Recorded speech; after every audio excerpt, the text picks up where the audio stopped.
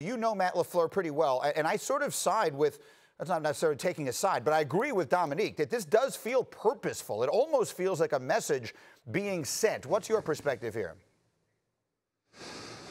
Yeah, Greeny, I know LaFleur well. Greeny, I actually think I was on your show when news broke that the Packers were going to hire Matt LaFleur. And I remember one of the first things out of my mouth was, Matt LaFleur will not back down to Aaron Rodgers. And I thought that would be a very good thing to challenge Aaron Rodgers and try to, at the back half of his career, really push him to greatness again. And it just feels like he's not backing down from Aaron Rodgers. He's making moves with his vision in place for the future. And I've heard Dan Graziano come on the show a bunch over the last week and mention their general manager, Brian Gutekunst, making the point of, Matt LaFleur was the hire for now, but also for the future. Like, they had the future in mind when they made that hire. And then in the first round, they drafted Jordan Love with the future in mind. And so those are two pretty impactful moves when it comes to Aaron Rodgers. And both of those seem to be thinking more towards the future rather than the present. And I agree with Dom. Like, I would be befuddled,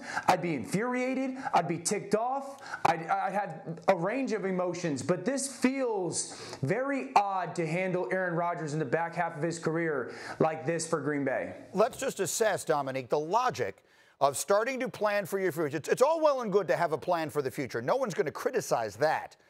But to be putting all of your eggs into your future basket when you have a first-ballot Hall of Fame quarterback who is still reasonably close to his best, and you were one game away from the Super Bowl last year, it strikes me as nonsensical. Yeah, it doesn't make sense because for this to work out for them, lightning needs to strike. Like, Love needs to live up to all the crazy people who said they remind him of Patrick Mahomes. Like, he's got to be one of the best quarterbacks in the league to throw away your present to go after your future, and to not get anybody else seems so disrespectful. We can add on a bunch more words for Aaron Rodgers. I'd be flummoxed. I'd be vexed. I'd be perplexed. Like, I don't get this. I'd be angry. I'd be infuriated. I'll keep going. Don't make me break out the thesaurus, Greeny. I'm losing my breath. I'm so mad. Yeah, it's just confusing. So how do you think, Dan, that Aaron winds up handling this? I don't think it ends well, Greeny. I don't know Aaron that well. I knew him coming out. We were the same draft class, and I've obviously followed his career. He's a fiery, competitive, prideful guy.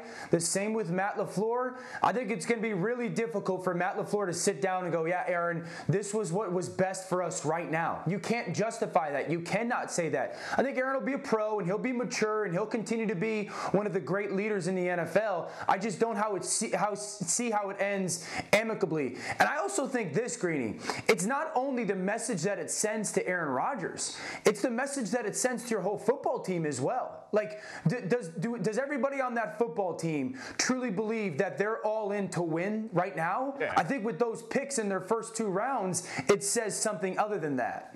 And that doesn't seem like a mistake. Like, it seems purposeful. The whole thing in not drafting a receiver, it seems like they are trying to send that message to Aaron Rodgers and that entire team that this is no longer his show. This is now Matt LaFleur's show. We're going to draft a running back early who doesn't have much of a history of catching the ball. We're going to draft offensive linemen. We're going to draft a quarterback of the future and push that way. So they're trying to tell everybody that it's not Aaron Rodgers' team anymore. And you know what doesn't work with that? A quarterback who you cannot move on from under any circumstances in the next 2 years and probably 3, based upon what would be a crippling hit to the salary cap if you did it.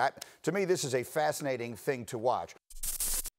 Thank you for watching ESPN on YouTube. For live streaming sports and premium content, subscribe to ESPN+.